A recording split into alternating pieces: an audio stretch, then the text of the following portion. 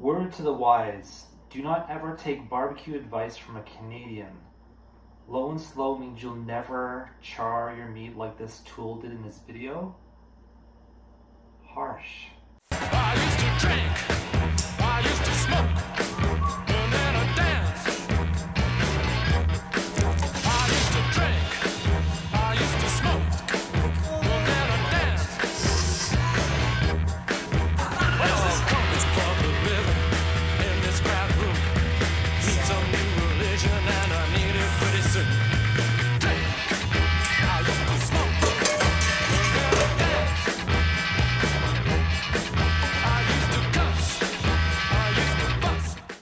So I've been away for a little while, and I thought I would come and catch up on some of the comments and questions that people have sent to me through the last couple of years. I'm coming back with some brand new videos very soon, hopefully even later on today. Whatever happened? Well, I decided to take some time off. Life got busy with kids and work and career, and I just needed to still make great food around the house. Just doing all the setup and the videoing and the editing took a lot of time, but I'm back. So I'm back for now anyways.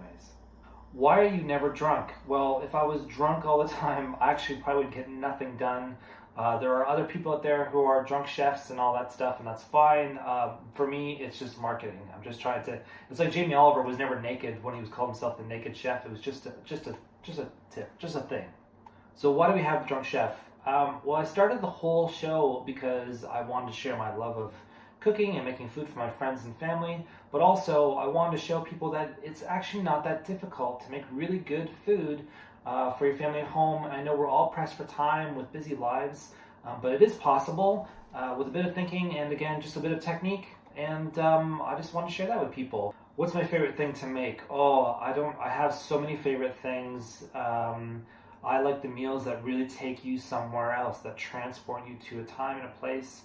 Sort of like wine for me. I find certain wines will take me back to a moment or a feeling, and I just love it. And so, like, coq au vin is like one of my favorite things, and I can vividly picture sitting in a cafe in Paris enjoying coq au vin there. And when I make it, I'm there. I'm in that moment, and that's one of my favorite things. I've got lots of favorite meals, but I know, like, that's one of them for sure. Funniest things about the drunk chef is that the funniest thing for me is there's tons of people who watch this show. The one video I have, the steaks, has almost 80,000 or over 80,000 views, which blows my mind. I think it's funny that I get a lot of them, especially when I do barbecue stuff. I get a lot of Americans who are really upset with the way I do barbecue because they don't see it as true barbecue. True barbecue is super hardcore, making ribs and pulled pork and that sort of thing. There are some processes you do need to follow, and sometimes I hack it a little bit, or I find tips that allow me to make it a little bit easier or whatever. But people get really fired up, especially when I do barbecue stuff. They don't seem to care when I do like normal in kitchen stuff, but barbecue stuff, for whatever reason, really gets them super upset and commenting on my blog, on the YouTube channel, which is amazing, but that's fine. Influences, America's Test Kitchen was one of the first magazines, Cooks Illustrated, that I picked up that really made me unlock the process of cooking and show me that actually it's not as daunting as it can be. I love how they sort of broke down some of the barriers for cooking. Actual chefs, Anthony Bourdain, of course, rest in peace. I have a few of his cookbooks, and it's just like cowboy cooking. It can be refined, but it's also a bit of like a cowboy, don't be afraid of things. His humor, his reflections on life and food were phenomenal. I find just normal day-to-day cooking. A lot of my friends are exceptional home cooks and make lots of things that are far better than anything I make. So I'm influenced by lots of people and lots of things. Plans for the future? I don't know. I did this for about 3 years, really hardcore. I did a number of episodes. I had a blast, and like I said, life got kind of in the way.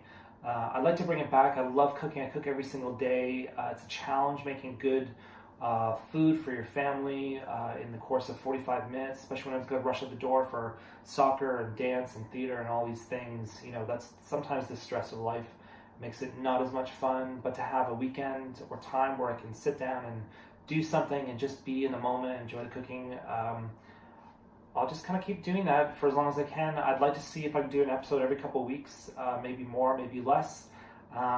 Get people interested, commenting again. If you have suggestions, if there's things that you'd like me to make, please by all means leave a comment and let me know. I'm happy to take a look at it. But really, the show is really about things that people can make at home. I know there's a simple roast chicken that I make that's Tom's Keller recipe. That's so dead easy, and you don't have to mess with it. And with a simple salad on the side is just a perfect, really good whole meal that anyone can do. Using the slow cooker, doing pot roast and that sort of thing. Again, very, very easy. Just little technique things that I picked up by watching lots of videos and watching lots of shows and reading.